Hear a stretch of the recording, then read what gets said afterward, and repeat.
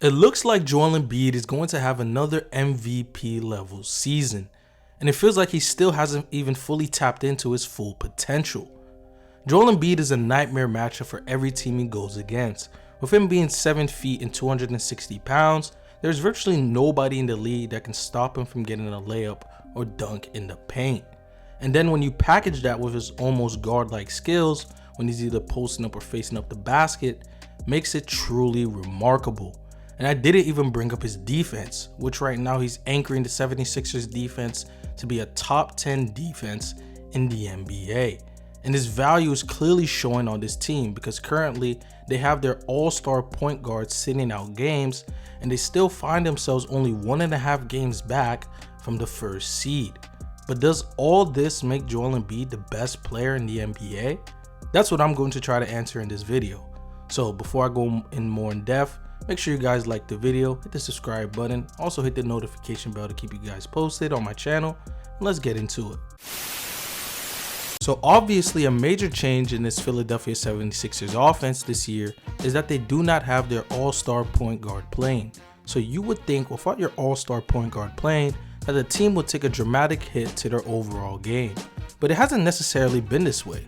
As we know, Ben Simmons is a player who doesn't shoot the basketball unless he's right under the hoop, which at times, and especially during the playoffs, it would hinder the 76ers offense and especially Joel Embiid's. Since at times you had to have Ben Simmons in the dunker spot, which would really limit what Joel Embiid can do on the offense. Now, it still worked very well for Joel Embiid. He was still able to play with Ben Simmons very well. They were the #1 seed, but we really couldn't see Joel Embiid's full package with Ben Simmons on the court. Now, with Ben Simmons sitting out these games, you can now add an additional floor spacer on the court. This would allow Embiid to pick his spots without having to worry about a double team coming from Ben Simmons' man every time. We know how dominant Joel Embiid is when he's backing down to the defender in the paint, but his face-up game has improved so much, it's still insane to me, especially his mid-range shooting. At his size, he shouldn't be shooting as well as he is. Currently in the NBA, there are 6 players in the NBA who are attempting at least 6 mid-range shots a game, and Joel Embiid is shooting 43.9% from the mid-range area, which would put him as the 5th best in that group. And to give better context, Joel Embiid is the only big man in that group, which would make it much more impressive. And his scoring versatility for a big man is almost unrivaled. Joel Embiid loves to do this hesitation move before he gets right into his jumper. He either does 1 or 2 dribbles and then he pauses for a moment and then just rises right to his jump shot. And it's just smooth every single time. And then the touch on his jump shots is very uncanny for a big man. FYI, he's shooting 47.4% on pull-up jump shots. But there's another improvement from Joel Embiid's game.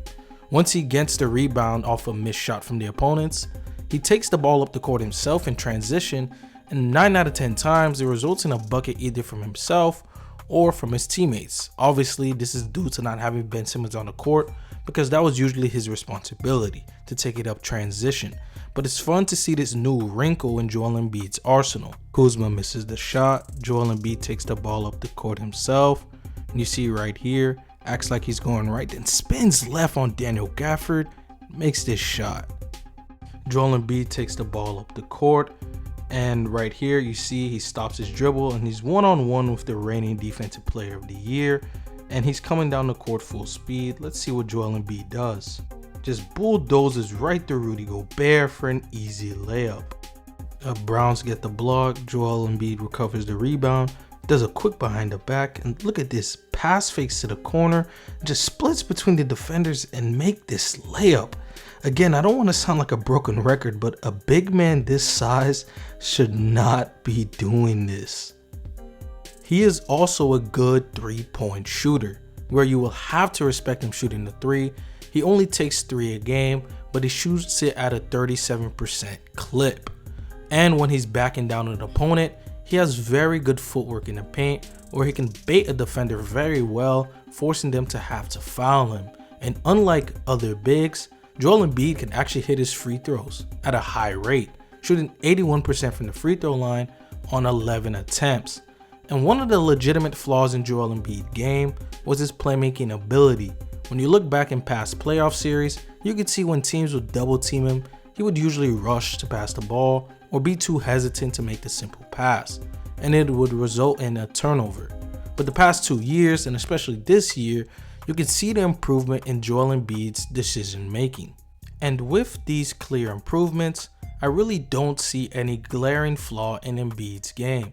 Now I can confidently say he's one of the best 3-level scorers in the NBA, and also now he's one of the best decision makers. And I didn't even get into detail on his defense.